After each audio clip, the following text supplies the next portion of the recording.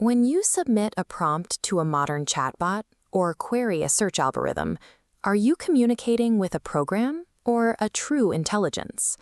Society applies the label AI to a vast spectrum of technology, ranging from automated e-payment systems to the sentient robots of science fiction.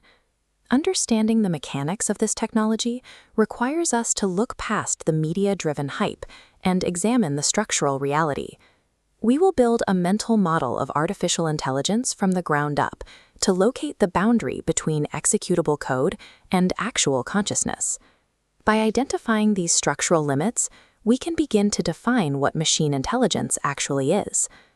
Artificial intelligence functions as an expansive scientific discipline that encompasses numerous specialized fields of research. IBM and Investopedia specify that this field focuses on leveraging machines to mimic human problem-solving and decision-making capabilities. This mechanical capability lacks the emotionality and consciousness inherent to natural human intelligence. The term AI serves as an umbrella category for multiple data science disciplines. This discipline reached a significant turning point in 1959. In classical computing, human engineers must manually write strict linear rules to achieve a specific output. Arthur Samuel proposed a different approach, where the data output cycles back into the system in a continuous loop. Samuel defined this as giving computers the ability to learn without being explicitly programmed. This allowed systems to derive their own logic directly from the data they consumed, rather than executing human-written commands. This transition to self-derived logic defines the boundary between standard software and machine learning. Mapping these subdisciplines spatially reveals how they interact within a single system. Data science and big data provide the foundation for the entire structure. The field of artificial intelligence acts as the primary boundary resting on that foundation. Machine learning operates as a specific subdiscipline nested within the broader AI framework. Even more specialized layers, like deep learning and neural networks, reside at the core of machine learning. The raw material from the data foundation flows upward to power these inner networks.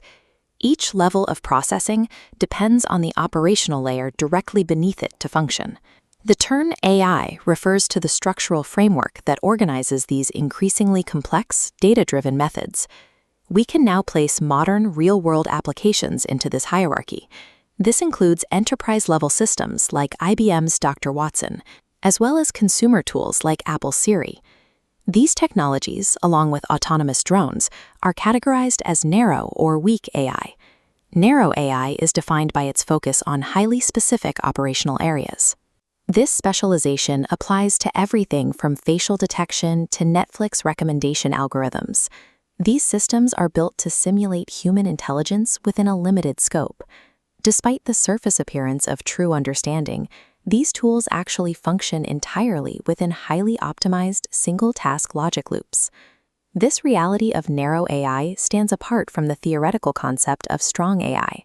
Strong AI seeks to move past simulation and actually replicate human intelligence.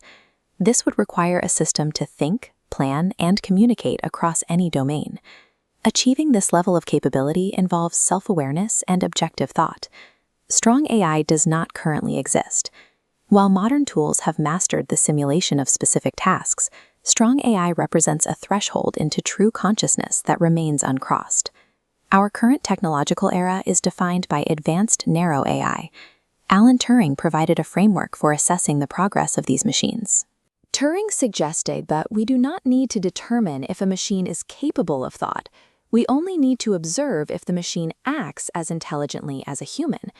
Modern AI is not a conscious being, but a reflection of our own problem-solving capabilities.